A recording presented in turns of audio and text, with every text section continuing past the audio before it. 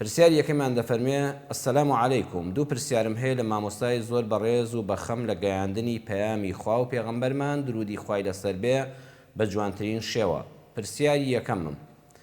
ئایا تا چەند ڕاستە ئەگەر ئافرەت بۆن یان معەتەر بەکار بهێنێ وەکو ئەوە وایە زینای کردبێ؟ زۆر جار ئەو قسەیەم گوێ لێ بووە ئەگەر ئافرەت بۆنێک یان معەتەرێکی زۆر خەفیف یاخود بە کوردەواری خۆمان دەڵێن عادیە و بە 2-3 و بۆنەکە زۆر ناڕوا و زوو تەواو دەبێ، چونکە بۆن هەیە زۆر گرانبەهایە کە بەکاری دەهێنی بۆنەکەی بە چەند مەتر دەڕوات و زۆریش دەمێنێتەوە، تەنها بۆنەکە بۆ خۆت بێت یان کەسەکە زۆر لێ نزیک بێ. بۆن بەکاربێنی ئایا گوناهبار دەبی یان حکمەکەی چییە؟ با پرسیاری یەکەم وەڵام بدەینەوە، ئینجا ئینشاءڵڵا دەچینە سەر پرسیاری دووەمیش. یەکەم جا سوپاس دەکەم خوشکی بەڕێزم، ئینشاءڵڵا ئێمەش یەکێک بین لەوانەی کە بتوانین پەیامی خوای پەروەردگار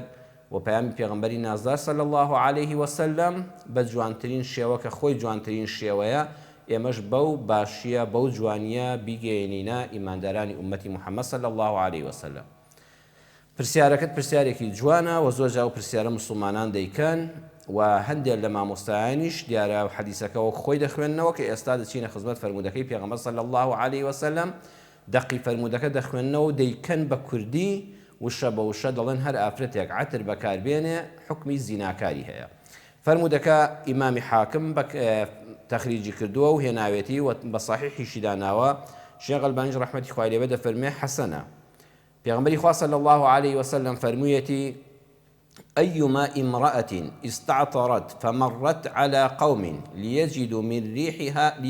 ريحها فهي زانية. ئەمە فەرمودەکەیە کە پێغەمبەری خوا صلی الله علیه وسلم فەرموویەتی هەر ئافرەتێک خۆی بۆن خۆش بکە بڕوات بەلای کۆمەڵک لە پیاواندا، بەڵام لیەجیدوا ریحەها مەبەستی ئەوە بێ بۆنەکەی بەسەریاندا بڕوە، ئامانجی ئەوە بێ سرنجی ئەم پیاوانە بەلای خۆیدا ڕاکێشە بۆ ئەوەی تەماشای بکەن، ئاوڕی بۆ بدەنەوە، مەرحەبای بکەن، قسەی لەگەڵ بکەن. هەل لیەجیدوا ئامانجەکەی ئەو لامە هی ئەوەیە ئەم عەترە بەکاردێنێ ئەم ئافرەتە مەبەستی سەرنج ڕاکێشانی پیاوانە فەهیە زانیەتون، ئەوە حکمی زینای هەیە. بەڵام سەیری حەدیسەکان کەین کە دەبێت بچین ئەوانەی کە حەدیسی پێغەمبەریان صلی الله علیه وسلم شی کردوێتەوە بزانین چیان فەرمووە لەبارەی زیناکارەوە. ئایا زیناکەی وەکو ئەو کەسە وایە پیاوێک و ژنێک بە نامەحرەمی بە ناشەرعی پەنا بەخوا لە یەک نزیک دەبنەوانێ و زینا ئەنجام دەدەن، ئەم حکمە قورسە بۆ ئافرەتێکە کە هەمان عەتری بەکارهێناوە و بەلای پیاوانێک هاتێ پەڕیوە. لە کتێبی التەیسیر بشرح جامع الصغیر زەینەدینی مەناوی دەفەرمێ بسبب ذلك معرضة للزنا، چونکە ئافرەت ئەگەر بەنیەتی ئەوە سەرنجی پیاوان بەلای خۆیدا ڕاکێشێ عەتر و بۆنی خۆشی بەهێزی بەخۆی کرد ساعیەتون فی ئەسبابه، ئەوە بۆ خۆی معرض دەبێت بۆ زینا. بۆ چونکە وا دەکا گەنجێک بەلایدا ئاوڕ دەداتەوە، تەماشای دەکا، قسەی لەگەڵ دەکا، داعية إلى طلابه يعني دوای لێ کە خەڵک داوای لێ بکە، ئەڵە دیارە ئەم ئافرەتە کە ئاوا سەرنج ڕاکێشە و ئاوا خۆی بۆن خۆش کردووە پیاوێکی دڵنەخۆش و ئازانێ ئەمە بە دوو شتی خراپا دەگەڕێ. فسميت لذلك زانية مجازا، بەڵام بە مەجاز نەک بە واقعی، نەک بە حکمی واقعی ئەوەی چونکە زیناکار بێ ئەوە حکمی تایبەتی هەیە لە قورئان و فەرمودەکانی پێغەمبەر صلی الله علیه وسلم، ئەمە خۆ حکمە شەرعیەکەی ناکەوێتە سەر. کەواتە بە کورتی و بە کوردی ڕوونی بکەمەوە بۆ جەنابتان ئەوەی کە ئێستام خوشکە فەرموویەتی معەتەرێکی زۆر خەفیف بەڵە سونەتە ئافرەتیش بۆنی خۆش بێ، مادام بۆنەکە ناڕوە یەکەم مەرج بۆنەکە ئەوەندە تیژ نەبێت چەند مەترێکەوە پیاوێک لە تەنیشتەوە بڕوا و ئەوەندە بەهێز بێ. ئێستا عەتری وهەیە ئافرەتان بەکاری دێنن شوێنەکەشی بەجێهێشتووە هێستا بۆنی شوێنەکە دێ، ئەمە نابێ، ئەمە ناشەرعیە. کەواتە بۆنێکی خەفیف معەتەرێکی ئاسایی کە ئافرەتێک جاری وایە کە سوکاری خۆیەتی هاوڕێیەکێتی ئەم لاولای ماز دەکا باوەشی پیا دەکا، ئەوە بۆنێکی خۆشی لێبێ، بۆنی عەتر، بۆن بەتایبەت لە هاوینەند و لە مۆدوا بۆنی عەرەقە و ناخۆشی لێنەیە، ئەمە شتێکی ئاساییە، معەتەرێکی خەفیف، عەترێکی خەفیف. بەڵام عەترێک کە عەرزم کردن بۆنەکەی زۆر بڕوا و لە دوای خۆی ئاساوار بەجێ بێڵێ ئەم عەتریان حرامە. بەڵام ئەوەی کە جەنابە دەڵێ يعني هەرزان بەهاییە دەبێ ئاگاداری ئەوەش بین بەڕێزان، کۆمەڵە عەتر هەیە، کۆمەڵە معەتەر هەیە،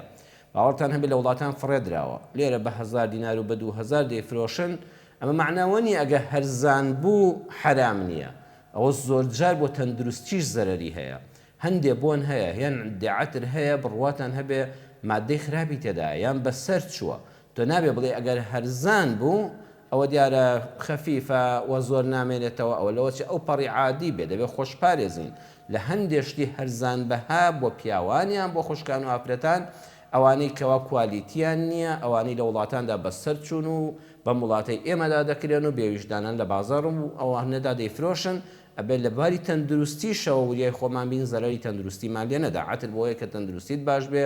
و دڵت خۆش بێ و مێشکت ساف بێ نەک ئەوەی تووشی تەندروست خراپیت بکە بەڵام خاڵی دووەمیشیان